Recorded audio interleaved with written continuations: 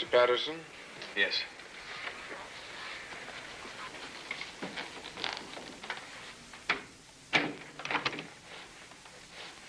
I'm Weber, the house proctor. Yeah. In 22 years, I'd forgotten how cold it gets up here in the mornings. There's a fire in the library, Mr. Patterson. You remember the way? Oh, yes, I do. If you'll excuse me.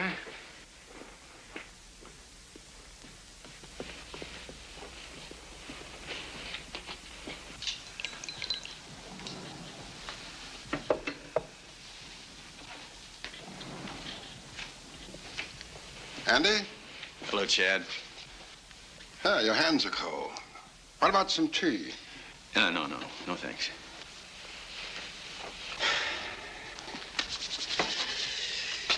Hey, it's a wild idea, initiation at sunrise, isn't it? Not so wild. The early brothers sailed on the dawn tide. Well, they were tough birds in those days. You're tougher than you give yourself credit for.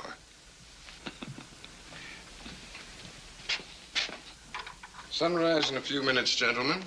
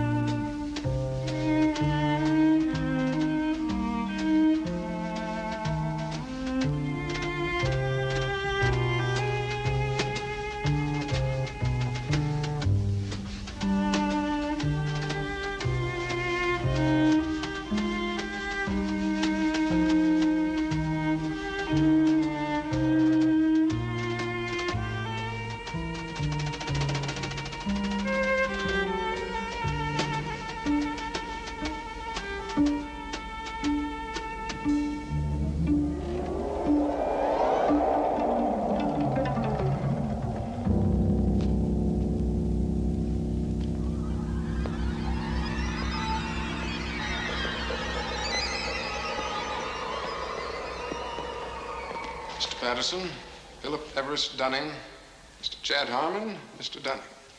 Mr. Dunning, the articles and letters of the Brotherhood.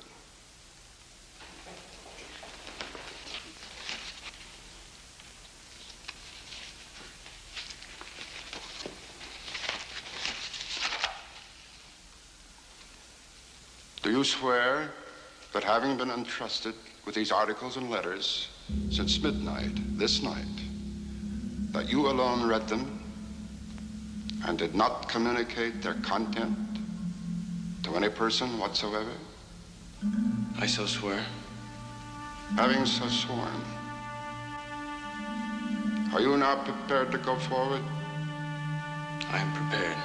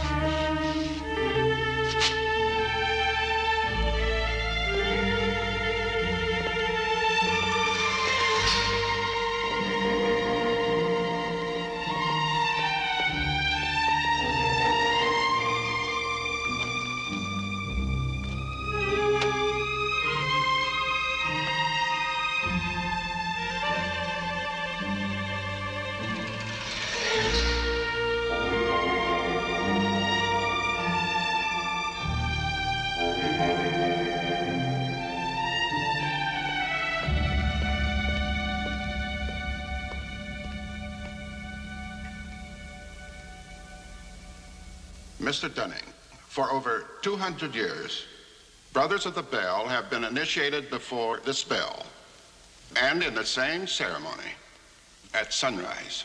22 years ago, Mr. Patterson stood due east in your place, and I became his senior, as Mr. Patterson is now yours. One day, Mr. Patterson will stand due south, and he will induct a Brother of the Bell, and you will become senior. See, in this fashion does the Brotherhood express its continuity. It will continue long after all of us are dead. But that continuity depends upon one thing: obedience. Absolute obedience. If and when you are ever called upon by Mr. Patterson to pay your due bill, you must comply, whatever is asked of you. Well, that bill may come due tomorrow, in 20 years, or never. It'll not be a matter of money. It will be an act of fealty, of loyalty to the Brotherhood of the Bell. Now, if you require anything at all, get in touch with your senior, and he will see to it that it's arranged for you.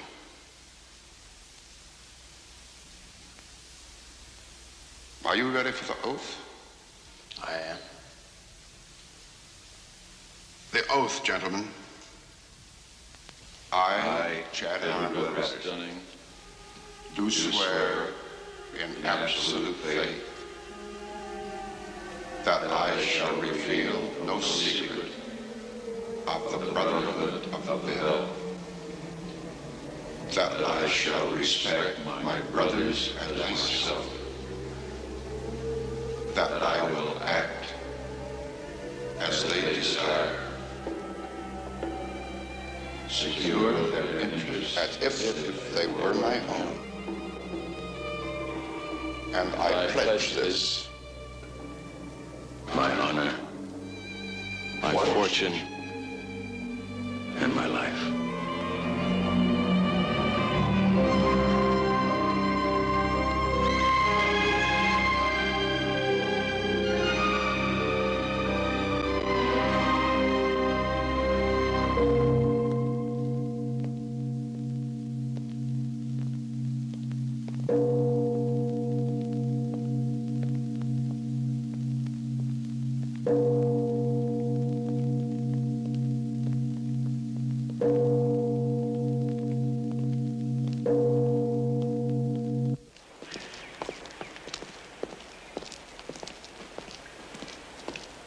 Andy, are you spending the day in San Francisco? Oh, no, I have to make the afternoon flight home. It's a pity, really. Thought we might have lunch together.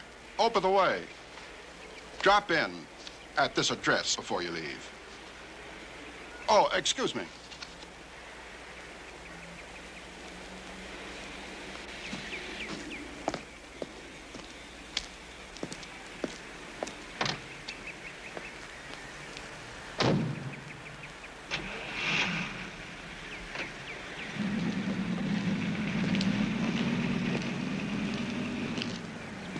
It's gonna take some getting used to.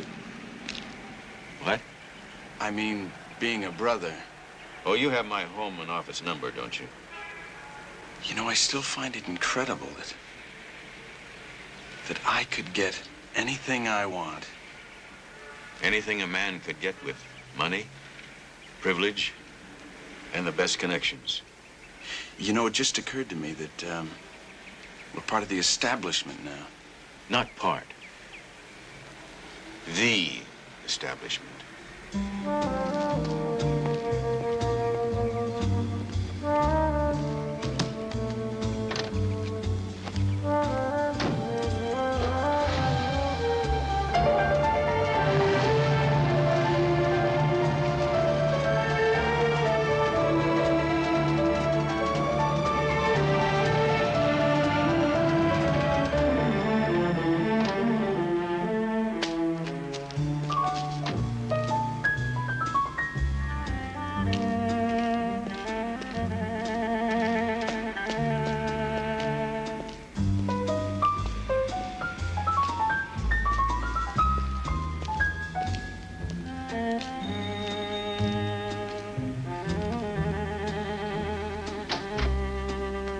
My name is Patterson. I believe I'm expected.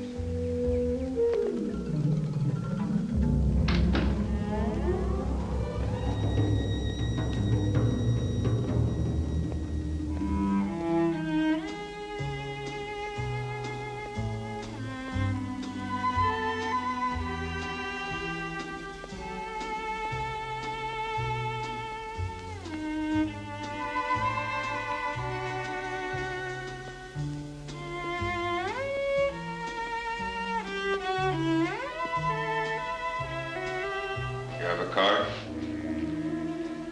A card?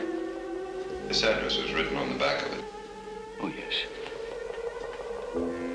Yes.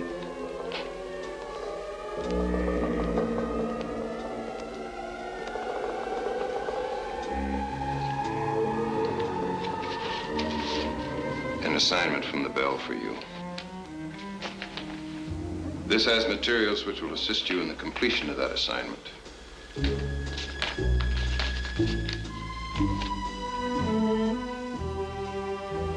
Open at any time 1 hour after you've left here.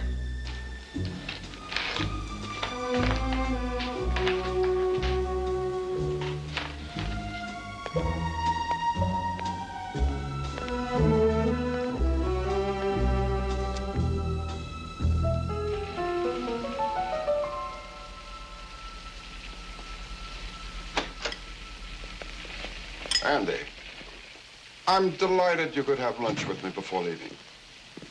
Sit down.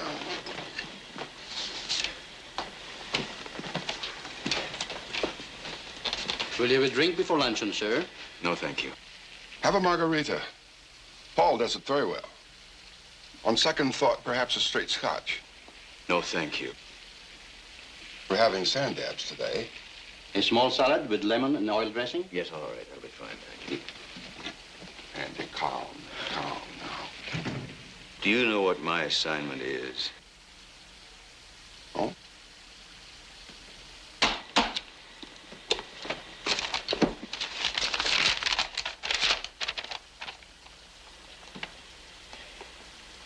Mr. Patterson, it will be your responsibility to see that Dr. Constantine Horvathy declines the position of Dean of the College of Linguistics that has been offered to him.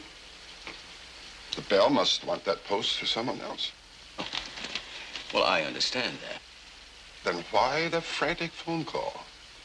I thought from your manner that the Bell has asked you to murder someone. They have. The Bell has given me this file on Dr. Horvathy that contains the names, addresses, and descriptions of every person that assisted him to defect 2 years ago.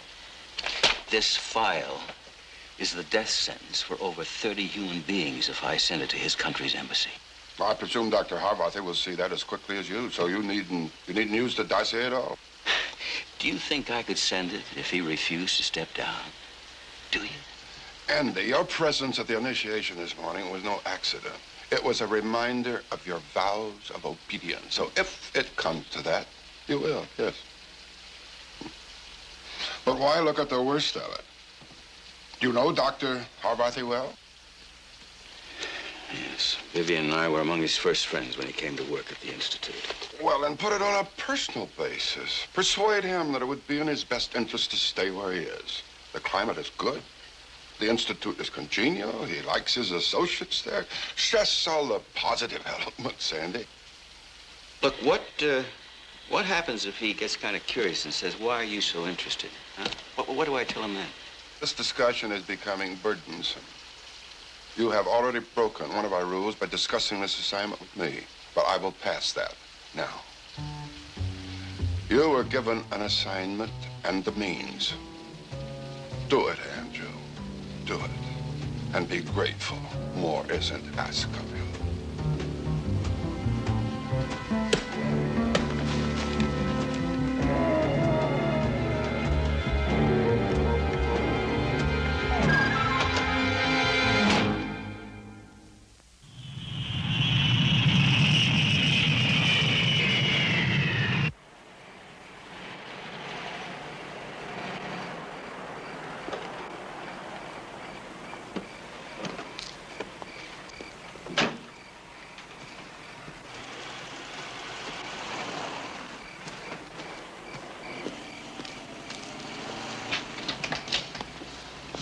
Andy, I'm in the kitchen. Yes, Dad, Andy just got home. Oh, I don't know, some alumni meeting or something up at St. George. Did I tell you about the new tennis trophy? Hideous. Hi, darling. Smooth trip? Listen, Dad, Andy looks hungry. Okay. Yes, I will. Night, dear.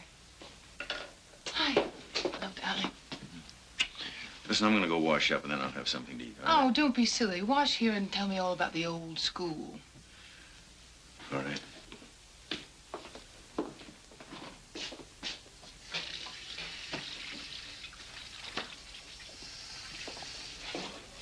Voila.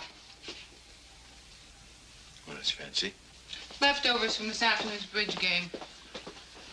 Well, how was the old St. George? Well, the same. Oh, I know what I forgot to show you. I got the sketches for the new tennis trophy.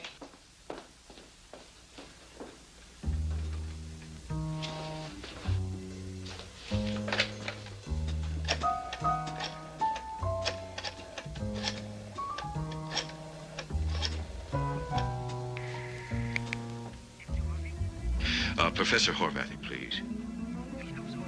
Oh. When did he leave? I see. No, there's no message. Just thank you very much. Right. Andy, I can't find him. Hey, listen, I gotta go to a briefing tonight. Something about micrographics or, I don't know. Oh, you're kidding. Well, Jerry Fielder would like a full turnout, seeing as, I'm senior staff member. I sort of have to. I'll go put on my faculty wife uniform. Well, honey, you don't have to go. I know what the other wives think of me, and, I think I just may show up tonight and shock them.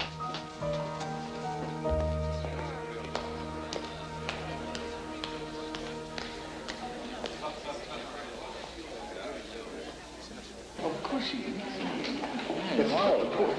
Hi. Hi. Good evening. Connie, I'm so glad to see you. Same thing. Connie, Yes? can I speak to you for a minute? You guys gonna come back in time to hear Parliament? Yes, we'll be right back. Excuse me. Number one.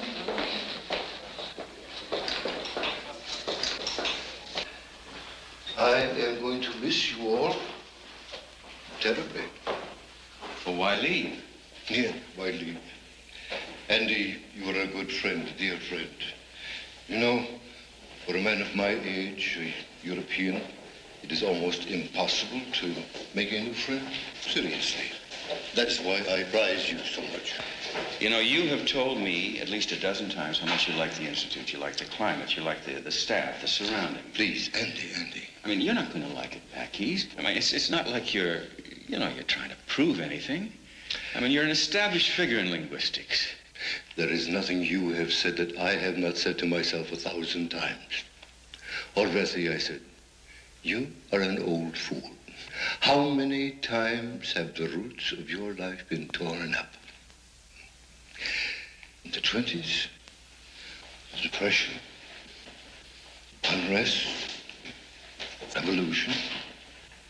In the 30s, fascists, Nazis. In the 40s, the war.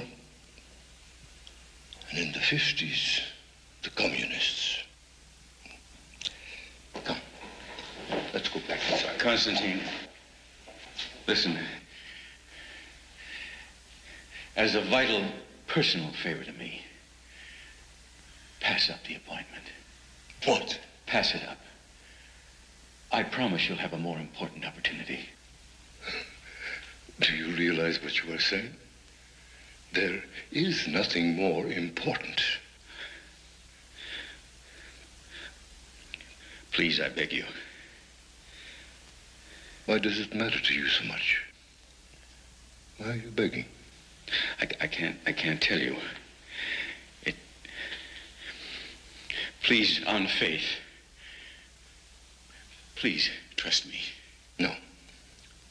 Reasons. You have given me no reasons yet.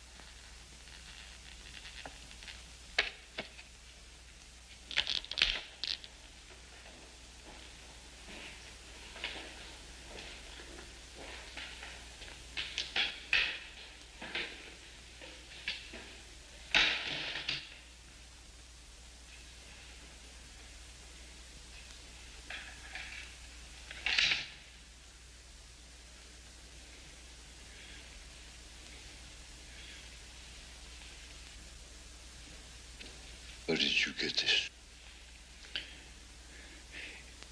If you fail to turn down that appointment, that list will be sent to people who will use it. Do you realize what you are saying? These are men and women who will be shot. They will be taken to dungeons under the police stations, tortured, killed. I'm not going to use it, but there are those that will.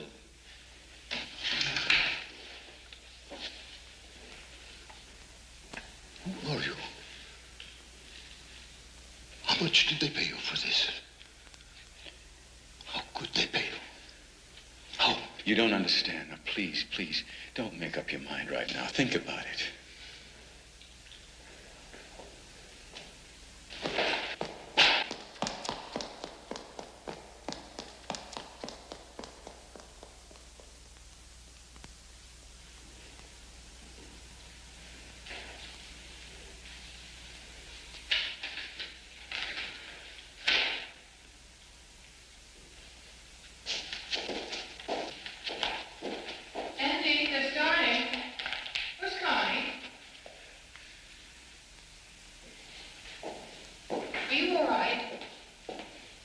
Yes. Are you sure? The Fielders are expecting to have dinner with us. You go on with them. I can't. You saw Dr. Horvathy. Was he in good spirits? Oh, mister, I don't know. The poor man's entire family was murdered in a concentration camp. He didn't have anybody in the world.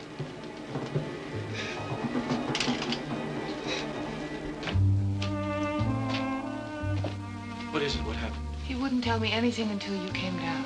We were told that you knew Dr. Horvathy very well. What do you mean, knew him? He was found dead this morning.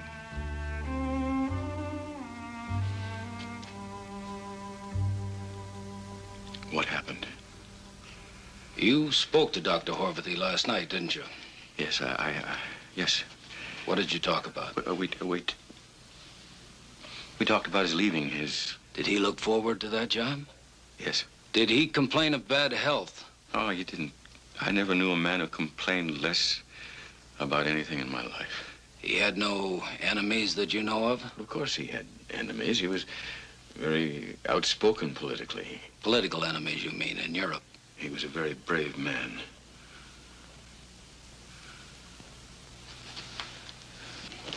Is that all? Yes. Thank you, Professor Patterson. Have you any idea why? He left a note. I have no place left to go. It is too late to start again.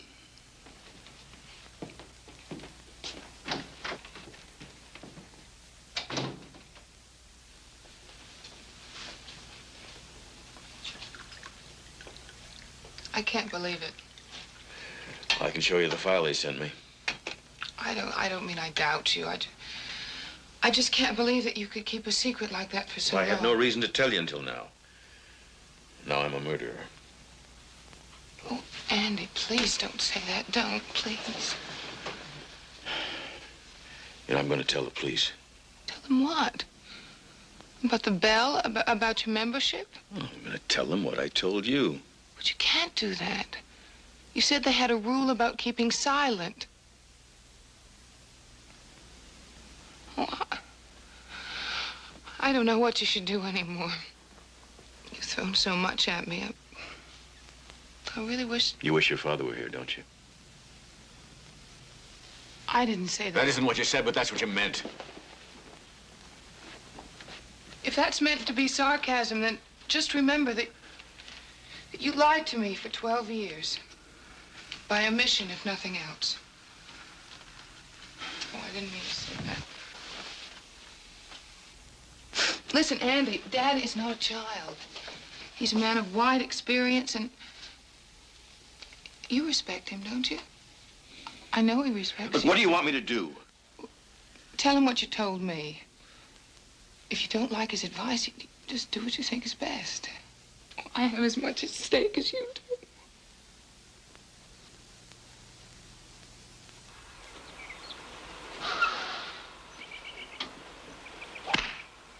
Harry? Hi. Listen, I gotta talk to you. Vivian all right?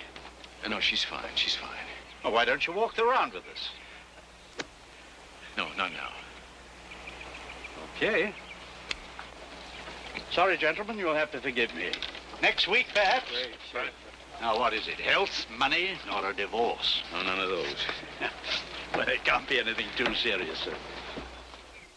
What did you do with those papers? Oh, I have them right here with me. I'm going to turn them over to the police.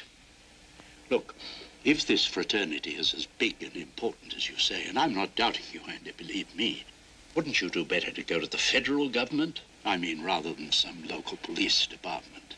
I have a friend in the Federal Security Service. No, I hadn't thought about that. No, but you're right. I have a good idea from time to time. Listen, Harry, I got to tell you something. I know that in the past, Vivian's the baby in our family. I expect she'll go on turning to me when the pressure's on, as she has done since the day her mother died. But I don't want to get in your way, Andy. Truly, I never have wanted that. You see, I don't blame her, for not trusting me. Because I haven't really been completely truthful about the bell. But you see, now she's got to share the result of whatever happens. What will happen? I don't know. I know the Brothers of the Bell will punish me. See, they have unlimited powers. Forgive me, Andy, I don't think unlimited powers are so easily used these days. Not by governments or organizations. But you wait here. I'll go and call my friend. Oh, ask him if I can see him this afternoon. I'll ask.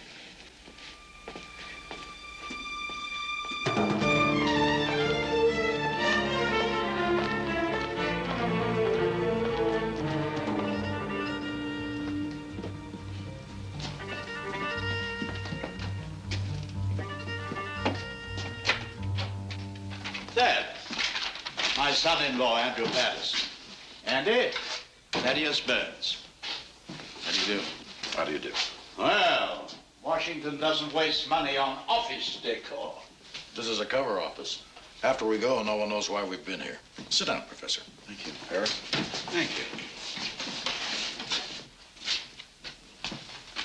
Tell me about this secret society you belong to. Well, they call themselves the Brothers of the Bell. I was recruited when I was a senior at St. George. It's a very old organization. It must be, I think it's about 200 years old. Founded in Massachusetts. In Massachusetts Bay Colony, to be exact. Its two founders were Jonathan Bridger and Caleb Hampton. You know about it? Would you excuse us, Harry? Shall I wait? Listen, Harry, I want to thank you for everything you've done.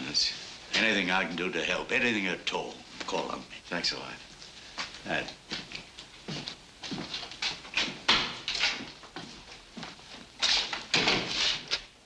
Sit down.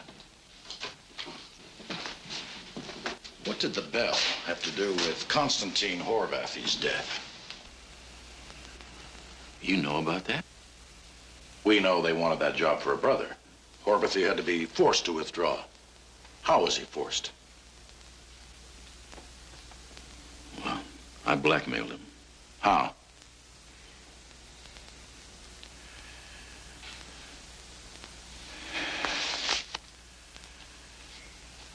With this list.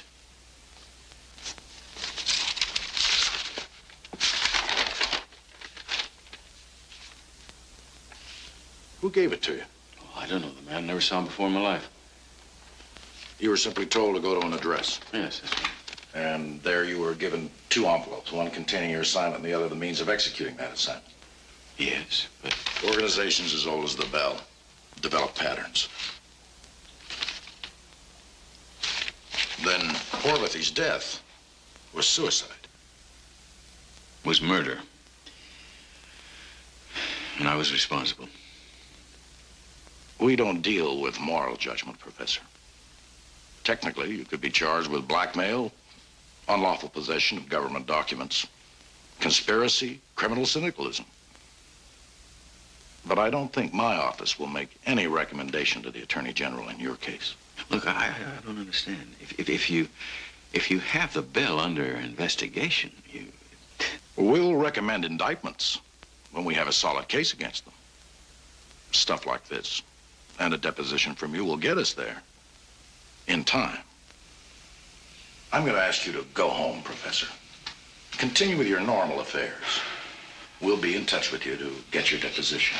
But until we instruct you otherwise, say nothing, do nothing, publicly or privately, or you'll compromise our investigation. Do you understand? Yes, I understand.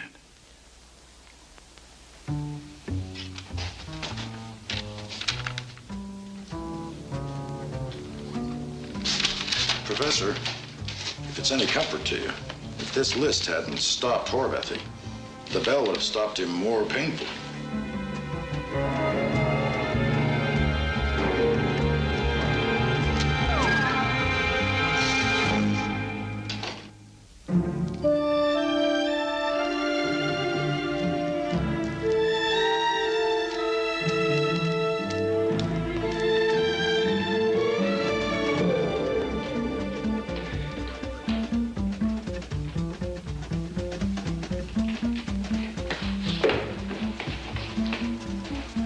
Told me you were going to paint my office. Didn't know about it myself till last night, Professor.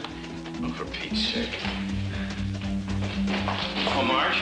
Marge, where's my secretary? She's on vacation.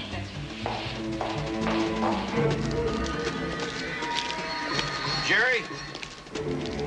Excuse me. Look, Jerry, I'm a senior member of the department, and I'm unaccustomed to having my secretary sent on vacation and my office closed without my knowledge and permission. Well, I'll get you another girl in another office. That's not the point. What about my papers, my files? Andy, ask me anything. Don't ask me to fight painting schedules. Take the week off.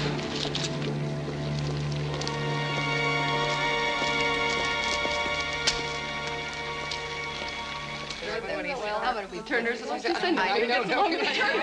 What should you do? How about what? 9 to 1. Andy, what are you doing home?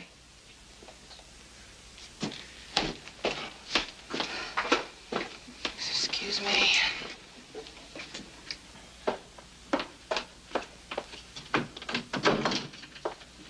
Andy, what's the matter? What are they doing out there? Keep your voice down. For the committee for the Junior League ball. Are you serious? I do it every year. I don't understand you. I really don't understand you. There's a man dead just 2 days. He's dead because I killed him, and you're out there worrying about who's going to sit next to who at some silly country club dance. What else do you want me to do? Well, I sure don't expect us to go on living the empty life we have been living, that's for sure. You went to the Institute to work today. I went there because I wanted to get out of the house and not think. So I just didn't want to think. Oh, I see. You want me to sit here and think. What do you want me to do? I've known these people all my life. Do you want me to go in there and tell them why I can't pay attention to the Junior League? Darling, Professor Horvathy was a dear, sweet man, and I'm sorry he's dead. But I can't accept the idea that it was your fault. And I won't accept the idea that it was mine. Look, I know it's not your fault. I know that. I guess I can't expect you to not go on living your life the way you always have. But I can't. Don't you see, I just can't.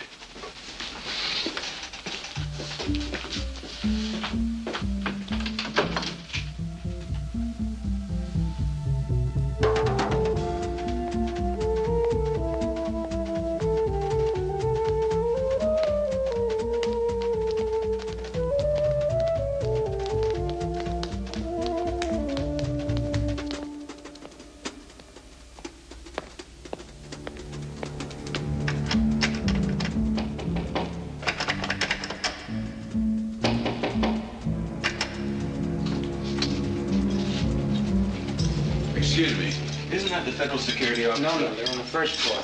We just don't have an agent by the name of Thaddeus Burns in this office. I don't understand that. I spoke to him here. When you say here, what exactly do you mean? Was it on this floor? No, it was on the third floor. Yeah. Did you? But it was in this building. Or did you go through a receptionist to get to him? No, I didn't. It was what they call a cover office. What kind of office? A cover office. An office you use when you want to talk to people who don't want to be seen coming into government buildings. Well, when we use offices like that, we don't put them in federal buildings, and we don't call them cover offices. This is my ID card. Now, this identifies me as a special agent for the federal government. Did he show you a card like this? No, he didn't. Well, what makes you think he was an agent? My father-in-law told me he was. He introduced him to me as though he were an agent. I talked to him as though he were an agent. Who's your father-in-law? Harry Masters. Maybe you know him. He's president of the Pacific Realty Investments. Mm-hmm. Excuse me. Yeah, could you get me a hold of Mr. Harry Masters of Pacific Realty Investments? Investments, that's right. Right, thank you. You don't doubt me, do you? No, you could have the wrong name. Could you describe him for me? Well, I can see. What I remember, he was, I think he was about 6 feet tall. I think he had brown eyes. Sort of, kind of stocky-like, and he had a very authoritative manner. That's about all I can remember, I'm sorry. Excuse me. Yes, Mr. Masters, this is Agent Shepard of the Federal Security Service. Yes, I have a gentleman in my office here by the name of Andrew Patterson. Mr. Patterson tells me that you brought him here to see an agent by the name of Thaddeus Burns. Mr. Shepard, my son-in-law has been terribly upset over the death of a colleague of his.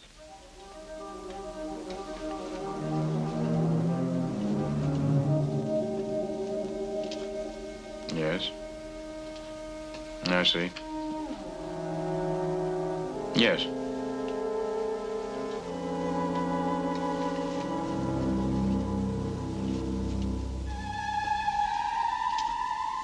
Well, thank you very much. I don't think it'll be necessary for you to come by here. I think you've helped us a great deal. Thank you. Professor Patterson. Yes. Have you ever heard the name Professor Horvathy? He was one of my very, very best friends. And I was responsible for his death. Sir, do you mind if I suggest that you just go on home and forget all about this? Forget? Well, there is no Thaddeus Burns, and we have no record of your ever having even been in this building before today. What did my father-in-law say to you on the phone? He said that you were under considerable emotional stress lately, and he thought you could use some rest and relaxation. I see.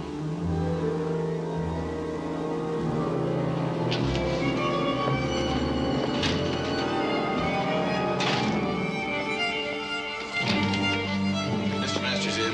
He's in a damn place. He's not alone, Professor.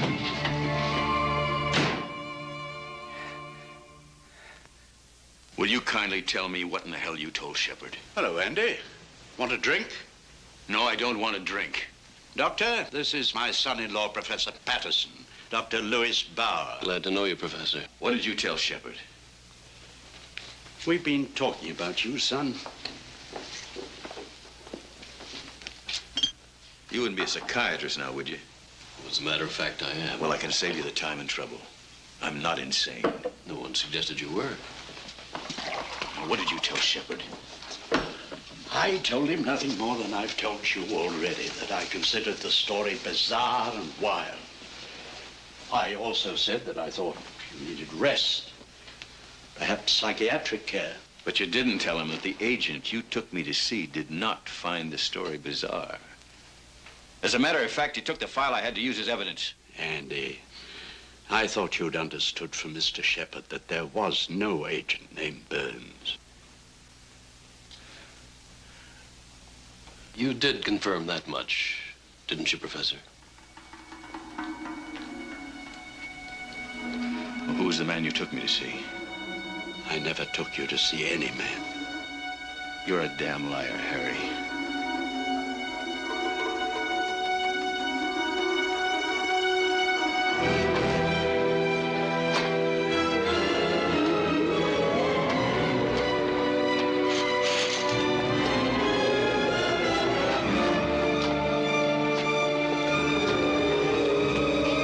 Are you crazy?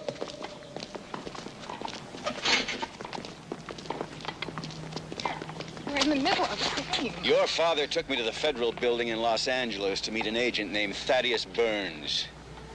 Now, we talked for about 20 minutes. I gave him the file I had, along with my instructions from the Bell. You already told me that. Your father now flatly and absolutely denies he ever took me into any federal building in Los Angeles or that he ever knew any agent by the name of Thaddeus Burns. What? He didn't lie only to me.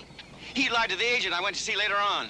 Andy, I don't understand. What do you want? I said your father lied. Why should he? I don't know. Yet. Either he's a brother of the Bell or he's under their control. But he lied. You want to know who I believe? Yeah. That's about it. Andy, you're my husband. I have to believe you. That's not part of the wedding ceremony. You're being impossible. I said I believed you. What more do you want? Look, maybe I want a little more conviction, right? 72 hours ago, you opened a secret part of your life and told me a wild story. Ever since then, it's been one thing after another. Now you call my father a liar, and you accuse him of being part of a conspiracy. All right, maybe he is. Andy, you've got to give me a chance to adjust myself. I can't make instant changes in the way I think and feel. Time. That's all I ask.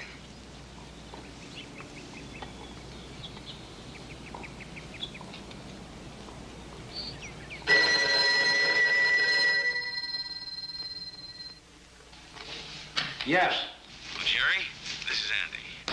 I can't talk to you now. I'm swamped. Listen, Jerry, I have kind of a problem, and I'd like to discuss it with you. I'm going to have to cut you off. I have a desperate situation here. Come on, get me off the box and pick up the phone. I'm in trouble. I want to talk to you.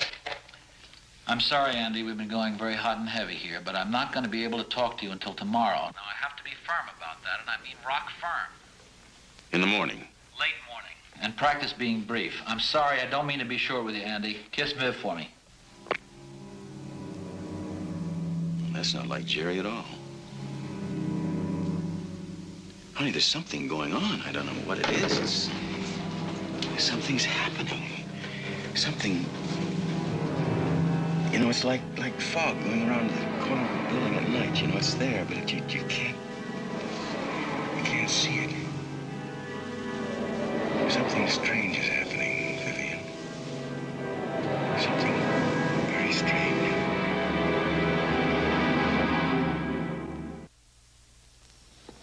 I'm sorry that I was so abrupt last night, Andy. We were on the panic button here.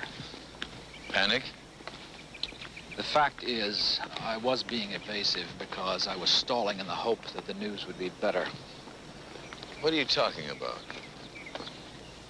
The Ewing Foundation has taken a brutal 20% cut in our funds. Who's going?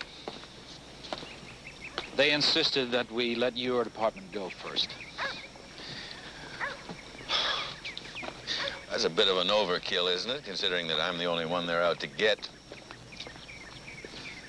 My dear Andy, a normal amount of vanity is essential. I think you're going a little bit far. Trustees of the foundation, unfortunately, are very often arbitrary, but I don't think for 1 minute that they cut our budget to get rid of Professor Andrew Patterson. Oh, that's what you'd like the world to believe, but I know better. Oh, I think they'd dismiss 41 people to cover my dismissal. You're really in earnest, aren't you?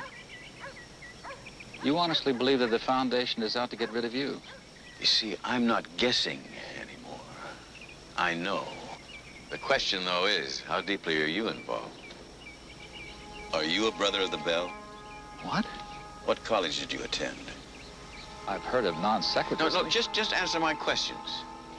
Did you attend the College of St. George?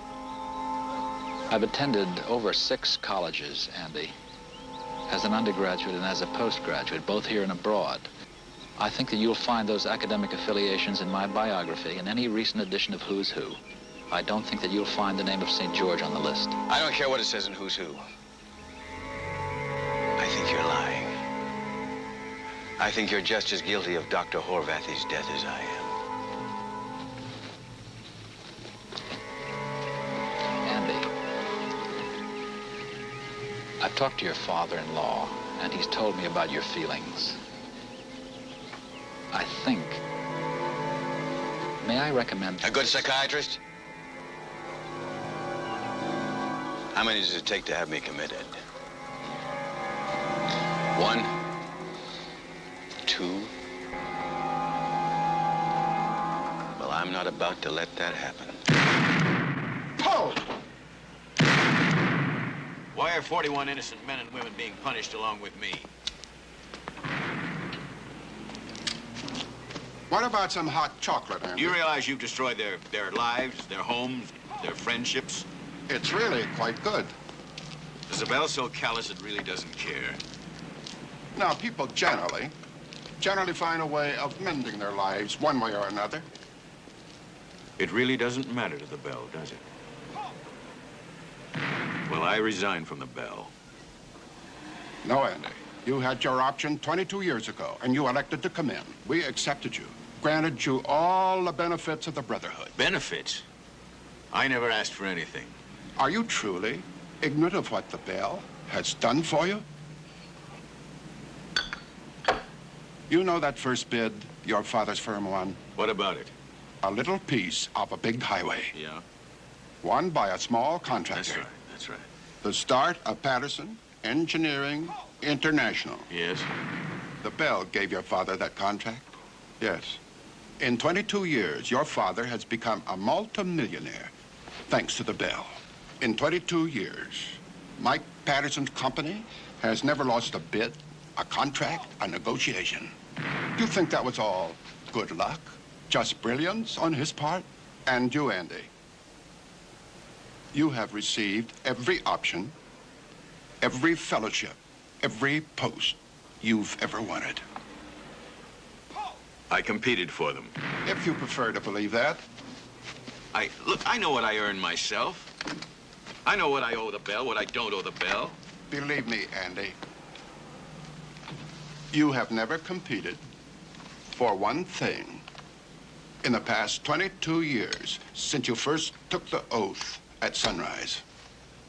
I paid my due bill. Constantine Horvathy is not going to accept the appointment. That was my bill and I paid it. But you did break the silence, didn't you? Well, I'm giving the bell fair warning.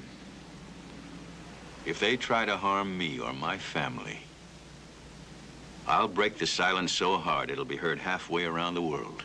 No, Andy, you won't be speaking louder and louder. In fact, I am certain we shall be hearing less and less from you as time goes on. Paul! My father in? Yes, Mr. Patterson.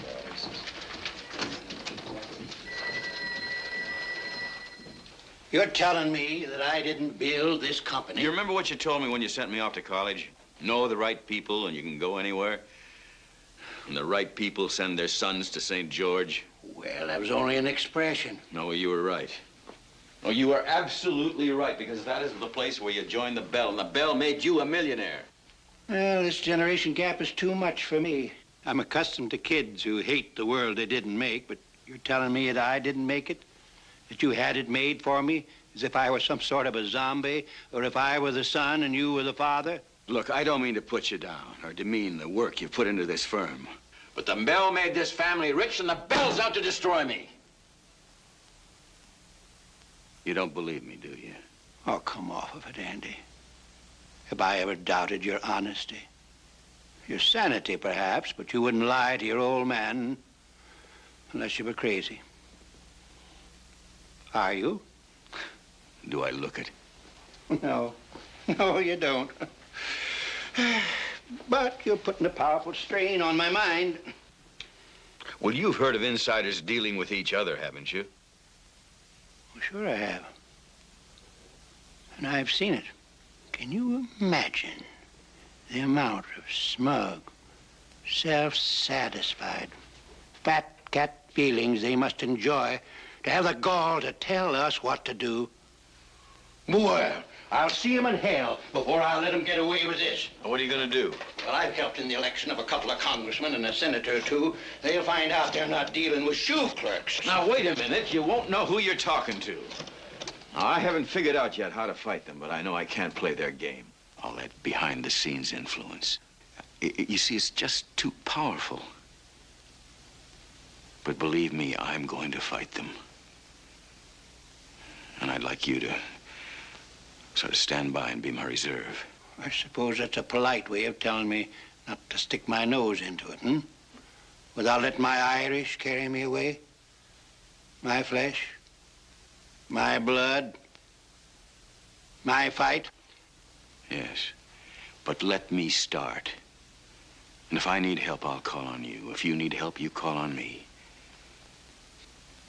But don't try to fight them alone, because I know them better than you do.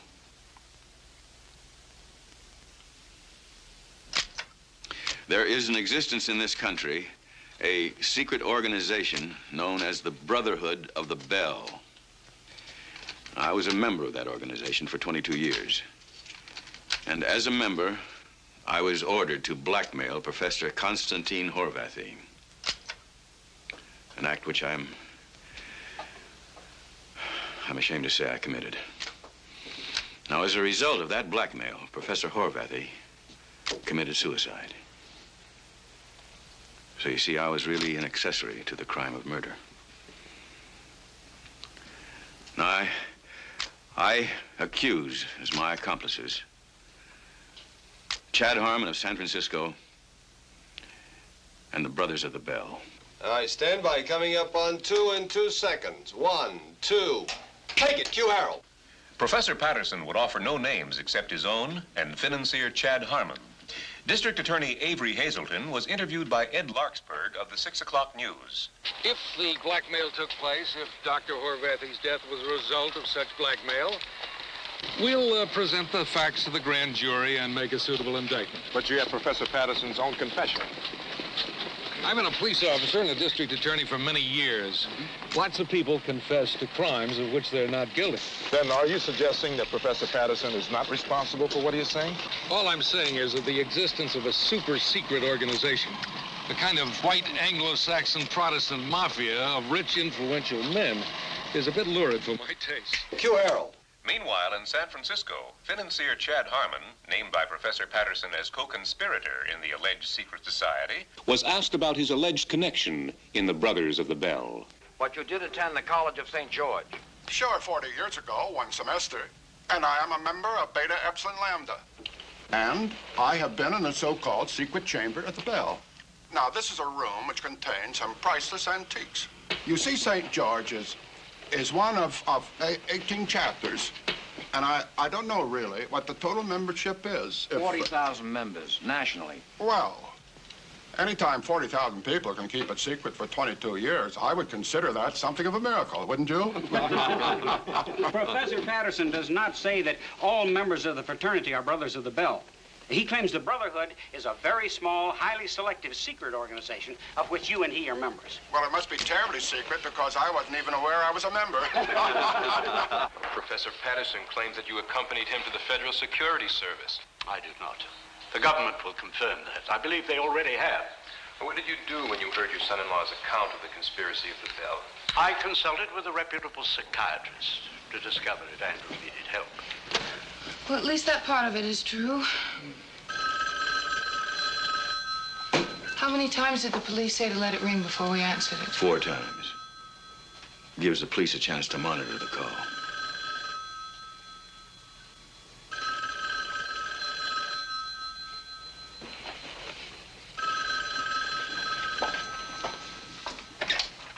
Hello? Oh, hi, Dad. It's fine. Yes, he is. You want to talk to him? Hold on. Look, I don't want to speak to your father. It's your father.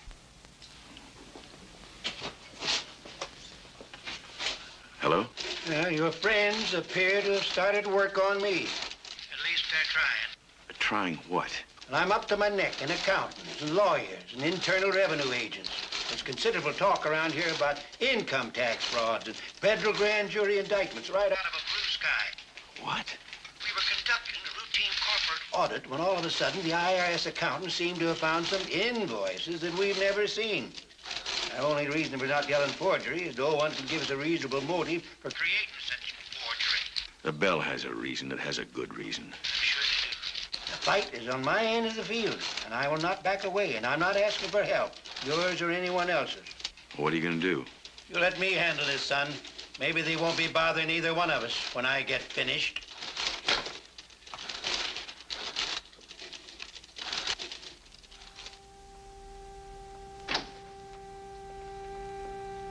Mike, what are you doing here?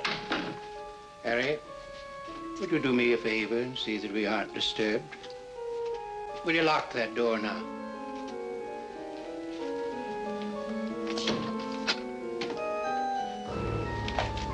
Harry, let me tell you something. I don't call press conferences like my son. I've had men crowd me before when I was a ditch digger, and I used my fists, and I'm not above using them now. What's the matter with you, Mike? Are you crazy? Don't misunderstand me, Harry. I'm not talking about a beating. I'm talking about a killing. With my two hands, Harry. You see, I believe, my son, there is a Bell, or whatever you call your little boys' club. It doesn't exist. You are going to get on that phone and call your buddies and tell them to call it off now. Do you hear now? I can't. You see, I can beat you to death, and I am going to unless you make that call.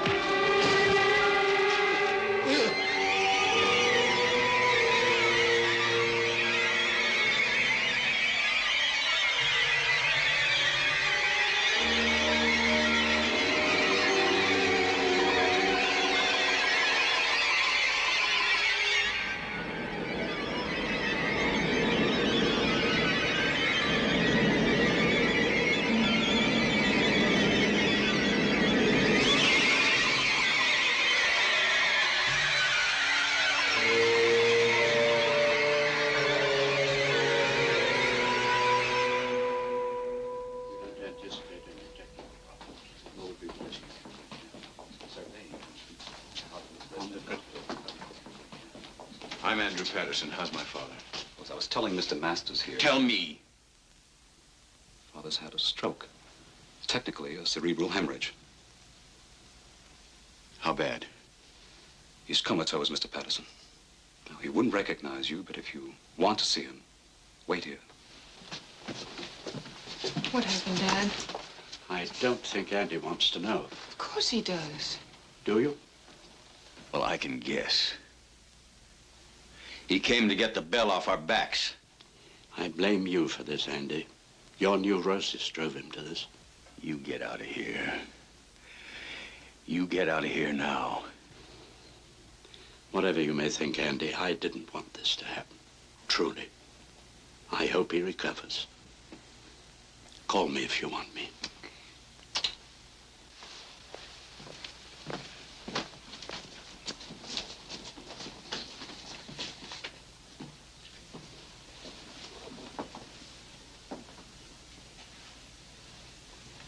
Mr. Patterson?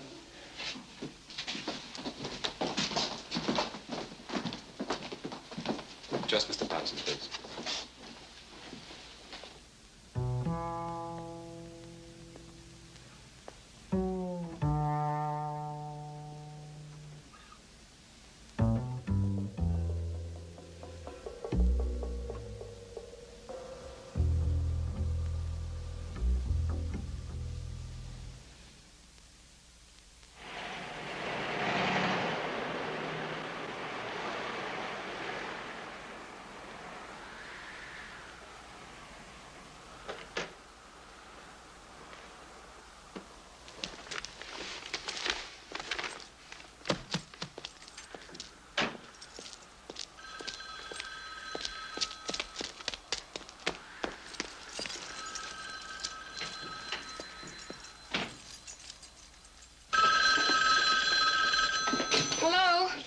Oh, hello, Andy.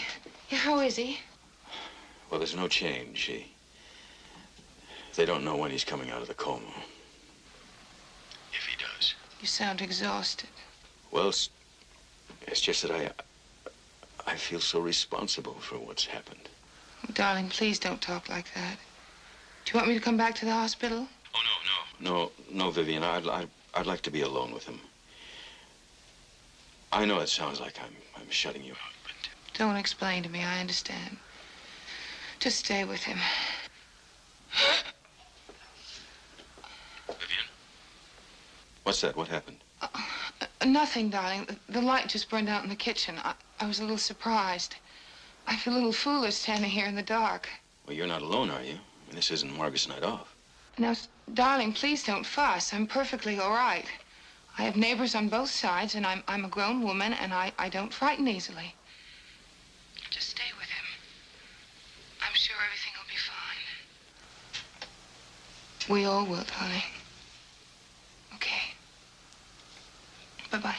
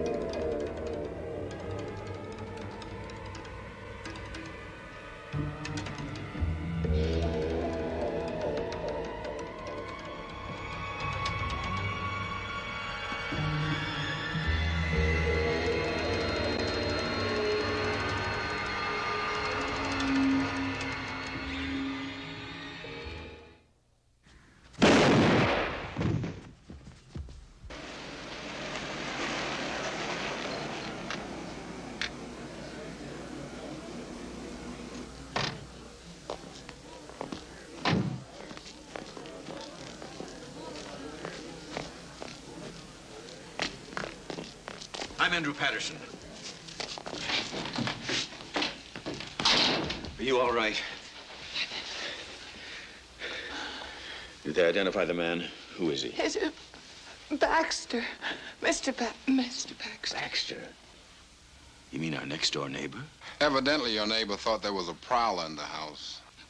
I was using a flashlight when the lights went out. You remember I was talking to you on the phone when it happened. Oh, thank God I didn't kill him. Oh, it was one of those mix-ups. Good thing it didn't turn out any worse. Are you satisfied with Baxter's story? Of course it happened that way. Well, let me ask you, is there any reason why we shouldn't be satisfied? There's an organization known as the Brotherhood of the Bell that's out to harm me and my family. Please don't go into that. It happened exactly the way the police said it did. It was a mistake. It was a mistake on my part, and it was a mistake on Mr. Baxter's part.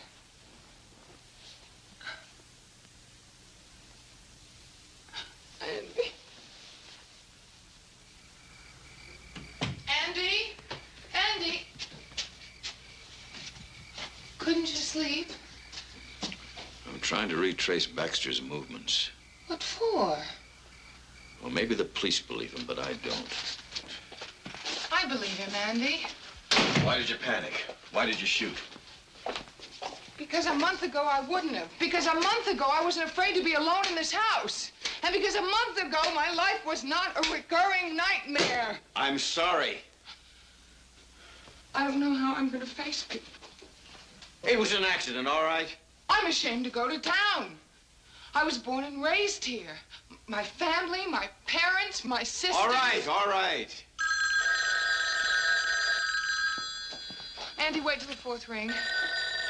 Oh, it might be the hospital. There's probably some nut.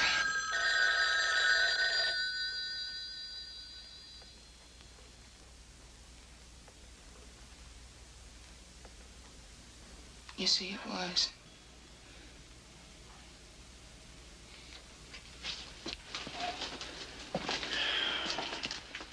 Can you imagine what they're going to say when they find out about poor Mr. Baxter? They're going to say, well, just crazy as you are. Does it matter what people are going to say? I mean, really. I'm not as strong as you are, Andy. I don't want to hear them say, oh, Vivian Masters, she's gone ape just like her husband. Do they still call you Vivian Masters after 12 years? I meant Patterson. Did you? Don't psychoanalyze me. It's cheap and it's easy to call me hysterical. Just as it's cheap and easy to call me a nut. I never have. Oh, darling. Please, let's just sell the house. We'll sell the house and we'll go someplace, somewhere together. Just the two of us, until this all disappears. Oh, we can sell the house, but all this isn't going to just disappear, you know. What do you mean? Well, I have a couple of television and radio interviews I'm going to give. Why? Well, because Is there anyone left in the civilized world who hasn't heard about the Bell? The Brothers of the Bell? I owe Constantine Horvath a debt. You don't owe him anything. I paid. You want me to pay for the rest of my life? I shot Mr. Baxter. What do I owe him? That was an accident. He bled, didn't he? Is his blood or his flesh any less precious? Well, there's a difference. I don't understand the difference. Oh, you don't? Well, there is. Andy, this obsession of yours is destroying us. Isn't it clear that everyone who has heard you doesn't believe you? And even the people who believe you don't care. Look, all I know is that I want to hurt them. Vivian, I want to hurt them bad. See, I want to hurt them. But how will you know when you have? I want to hurt It doesn't bleed. It doesn't cry out. It doesn't fight back. Don't try to stop me, Vivian. Just don't try. I will try, because I won't allow this to continue. It's got to stop here, and it's got to stop now. Because otherwise, I'm leaving you. Right now. And I won't be back.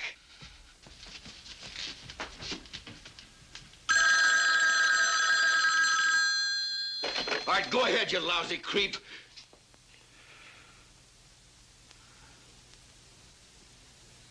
Yes, Doctor.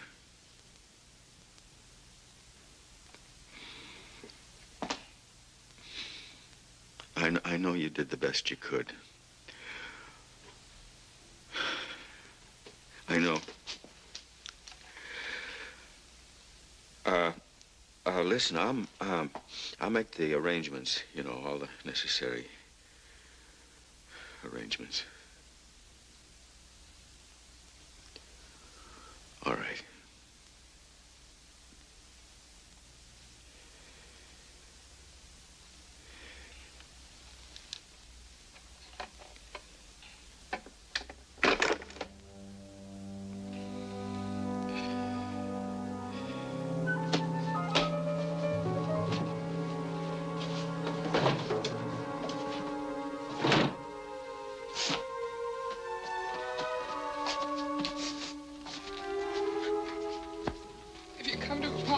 forget it. Andy, why must you be so stubborn? My father can get you another job if that's what's worrying you.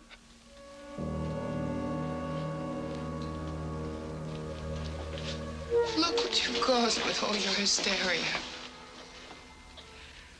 2 men that I love are dead. Not because of my hysteria, as you call it, but because I bought a lie. The lie that you can get something for nothing. Well, you can get nothing for nothing. Not even you.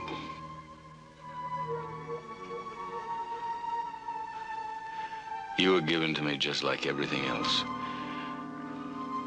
Now I have to give you back, and I don't care. I just don't. I don't want you anymore. I don't know what you're talking about. Just get out. Just get out.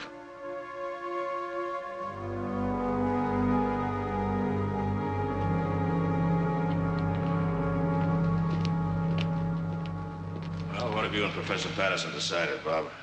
Bart, this is a cheap cop-out. I'm sorry. I'd sue him for every nickel he's got.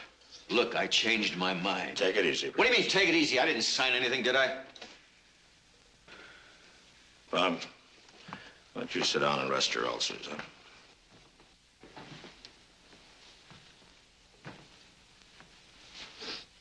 It's now 2.5 hours before showtime. Professor, I want you to tell me why you don't want to appear on my program. And you can level with me. I don't get upset like my producer does. I came down here and I saw what I was getting into. That's why. I know I conduct a sideshow, but that's where I get my audiences from. It's my rating. If you've watched the show over the last few years, you've seen some very important people who have not been afraid to appear with me. A couple of ex-presidents of the United States, some candidates for pretty high office, a Supreme Court justice or two. I will pass over that. I want to tell you something I don't think you realize. Your whole story about the Brothers of the Bell, or whatever you call it, is not newsworthy anymore. The story's pretty well kicked. And nothing new has happened to make anybody sit up and take notice. So if you want attention, you're going to have to be pretty persuasive. You see, the difference now, Professor, is that I don't have to compete with another show for you. You're going to have to convince me that you're worth putting on my show. You know, your father's company's in big trouble. What did the SEC decide about Patterson International stock, Bob? They've suspended trading, pending the trial for the indictment on income tax fraud. The word's around that your house is up for sale. Is that true or false? Yes, I put it up for sale. And that your wife has left you because she thinks you're a kook? Well, we're separated. But the reasons are our business, nobody else's.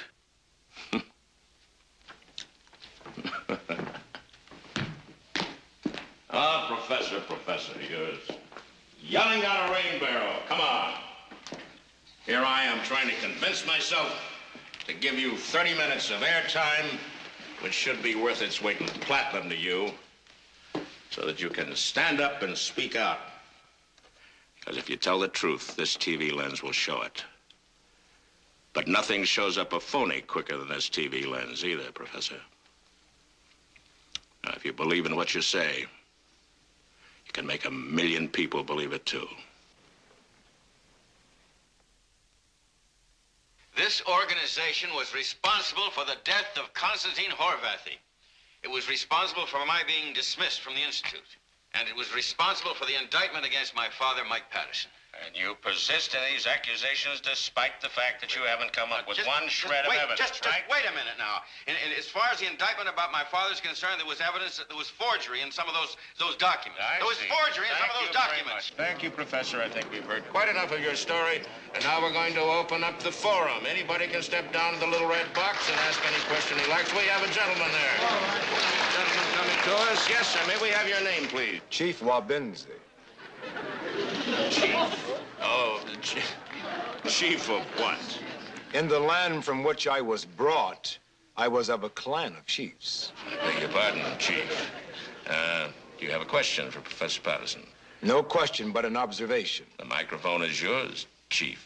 This organization which the gentleman describes is not secret at all. It is well known to every black man, woman, and child. Is that a fact?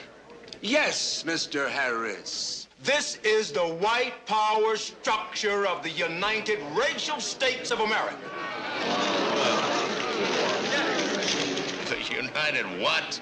Racial or racist, Mr. Harris? There's only one thing that unites the white people in this country, and that is their racism. And the organization which the gentleman describes is well known to us. Really?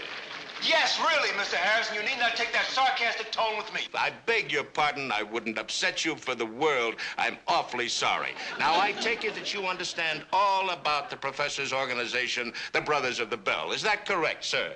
They can call themselves anything they want, but we know essentially what they are. They are the enemies of my people, of my blood. And they have not been a secret to me, Mr. Harris, not for 600 years.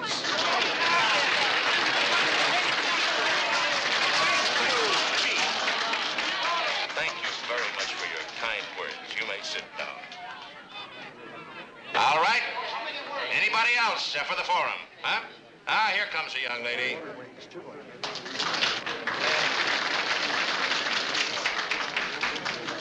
May I have your name, madam? Mr. Harris, may I ask a question of your distinguished guest? Well, certainly you may, but what's your name? Well, Mr. Harris, for reasons which will become evident to you shortly, I cannot give you my full real name. Well, we're going to have to call you something now, aren't we, darling? Could you call me simply a patriot? Certainly we can. Mrs. Patriot, proceed. I mean, simply patriot. Oh, you're not married, huh? All right, simply Patriot, proceed. Professor Patterson, is it not a fact that your real name is not Andrew Patterson, but Abraham Warsaw? My name is Andrew Patterson. Now, that's my name. Of course. I expected you to deny it, Mr. Abraham Warsaw. I have here documentary proof that this man is really named Abraham Warsaw and that he's a Jew. We're here to ask questions about his organization. Isn't that so? Well, it certainly does exist. It's an organization of secret international Jewry. Oh, it's been fully described in many books, documented records. A lot of which I'm sure you picked up in Berlin, huh? Well, I'm not going to reveal my sources to you naturally. Well, I mean, after all, these people are out to kill anyone who would expose them. But if you desire, I could give your viewers a post office box in Pasadena where they can get literature that exposes this organization of Jews and their hirelings. It's post office box. Patriot, that's a no-no. You really wouldn't do a dirty thing like that to a nice town like Pasadena, would you? Dump all that garbage on them? Come on, you don't live there, do you? If you want to give them an address, give them the address of the last cookie farm you were at. Couldn't they write to me, care of you, Bart? It cost me money to handle my mail, darling. It would cost me more to handle yours. No, thank you. I would think you would contribute it as your patriotic American duty, Bart. Well, I gave at the office last week, dear. Thank you. Step down.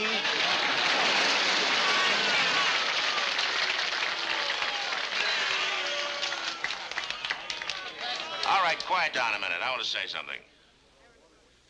You want to hear a thought that just occurred to me? I don't think our Professor Patterson is part of a Jewish conspiracy or part of a white power conspiracy. But he is part of a conspiracy. The Brothers of the Bell, I am certain in my mind at this moment, is, in fact, an underground Catholic organization formed by the secret College of Cardinals in Rome, formed to seize political, economic, and religious control of the United States of America.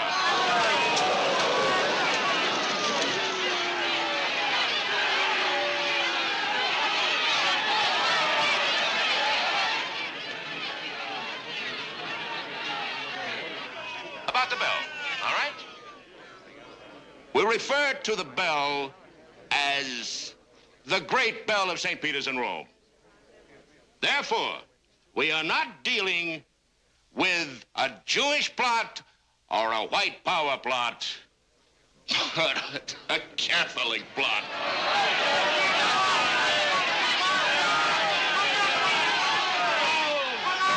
Well, thank you for your observation, Mr. Harris.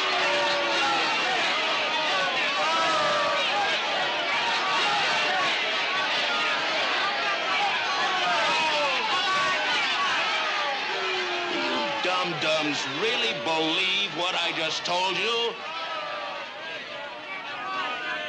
Well, I've got one real opinion anyway. And that is that our friend, the professor, is an idiot. Like all you idiots who stumble down to that stupid red box and proclaim conspiracy everywhere you look. The truth of the matter, Professor, is that you lost your job, your wife ran out on you, your father's company faces financial ruin, and your father had to die to escape a jail sentence. Isn't that right? All those things are the work of the bell. Oh, sure they are. Anytime anybody lowers the boom, it's somebody else's fault.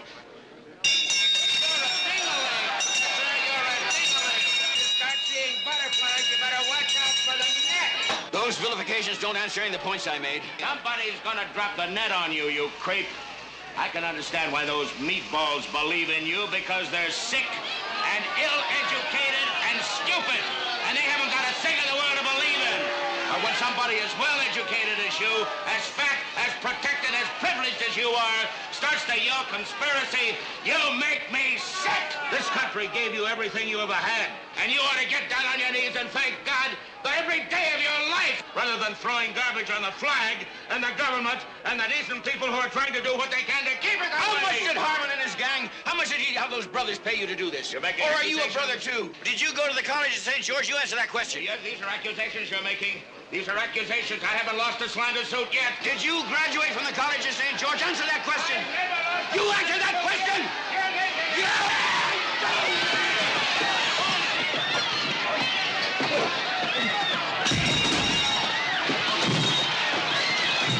Don't stop the camera. I want this whole thing on tape, Al. Do you hear me? I want it all on tape.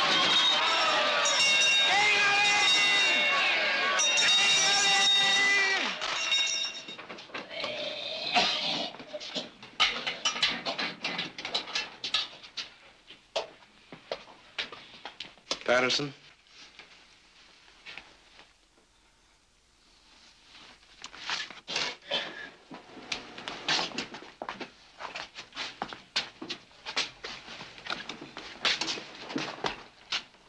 You posted my bail? Yes. I pulled some strings to get you out an hour earlier. The newspapers are going to get a picture of you sooner or later, and I thought you might look more presentable later on. Come on.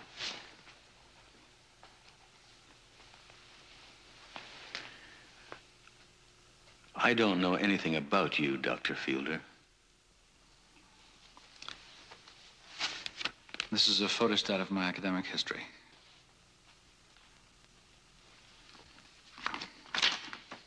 You won't find any mention of the College of St. George. I posed two possibilities to myself. One, that the cut in funds made by the foundation was completely arbitrary.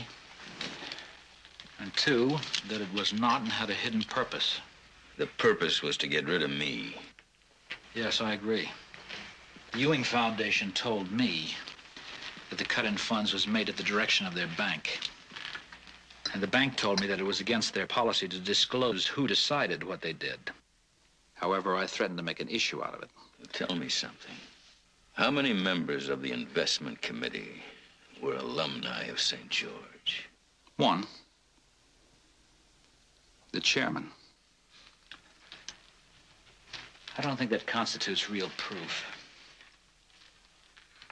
But I began to get other signals. Such as? I felt honor-bound to help all those who had been separated as a result of the cut to get comparable or better jobs. I succeeded in every case except... Except mine. It was as though your name was on an invisible national blacklist. It is. You two are going to be up till all hours, so I'll say goodnight. Andy, why don't you sleep here? Oh, no. Listen, Betty, if I stay in this house, it'll bring in nothing but trouble, you and your family. It's just no good. You're staying. No, it's... Jerry agrees with me. See you in the morning.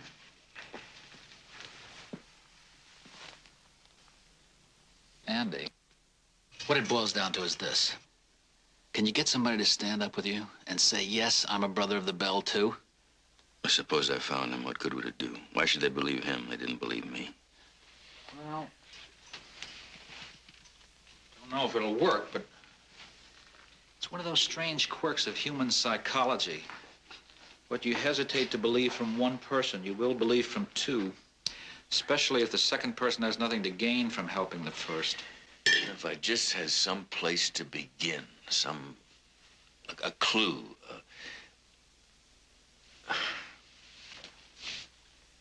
Come on, why don't you get some sleep? We can do this again in the morning.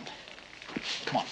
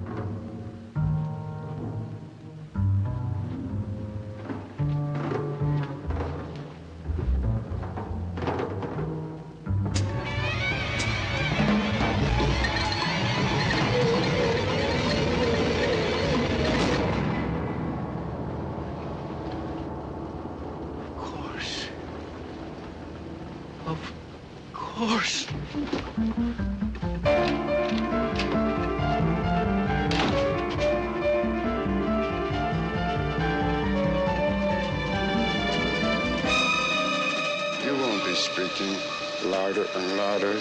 Andy, this obsession of yours is destroying us. I am certain we shall hear less and less from you as time goes on. Isn't it clear that everyone who's heard you doesn't believe you? My flesh, my blood. And even the people who believe you don't care.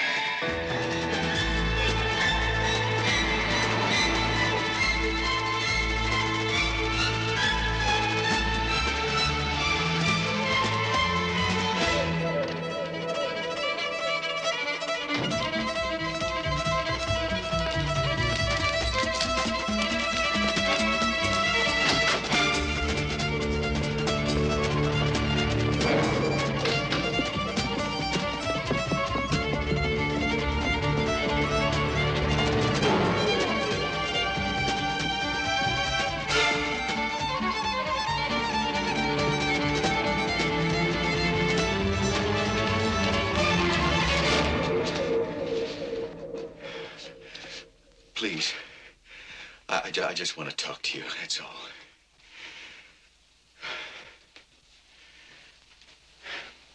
Now, you're going to come forward, and you are going to identify yourself as a brother of the Bell, and you're going to tell the whole world what you know about it. Wait a minute. Listen. Now, I'm going to give you a chance that I never had.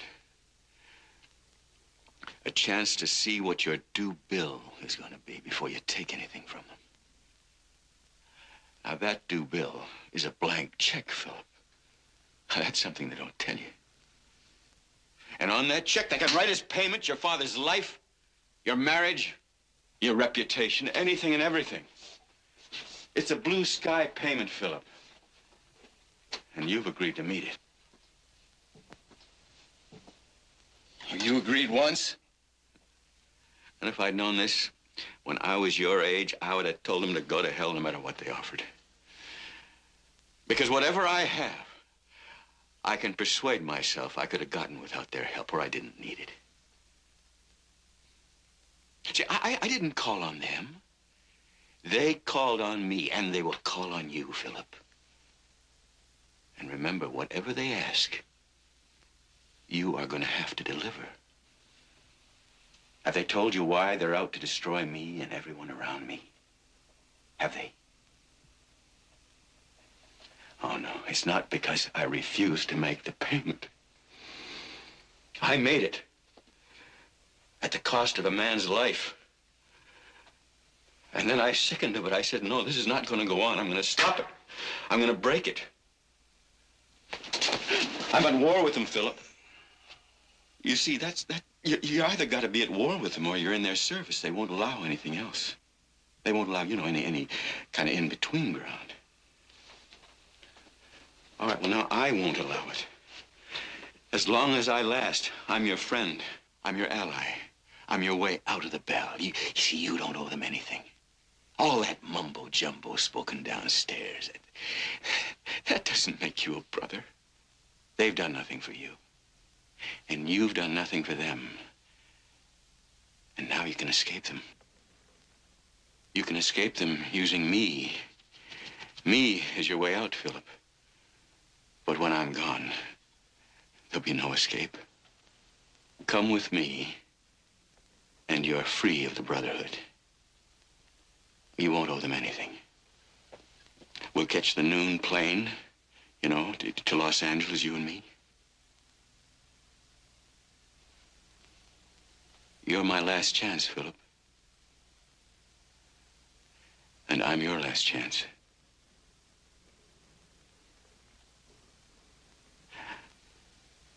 Do you know what I'm saying? What I'm offering you? What that freedom is worth?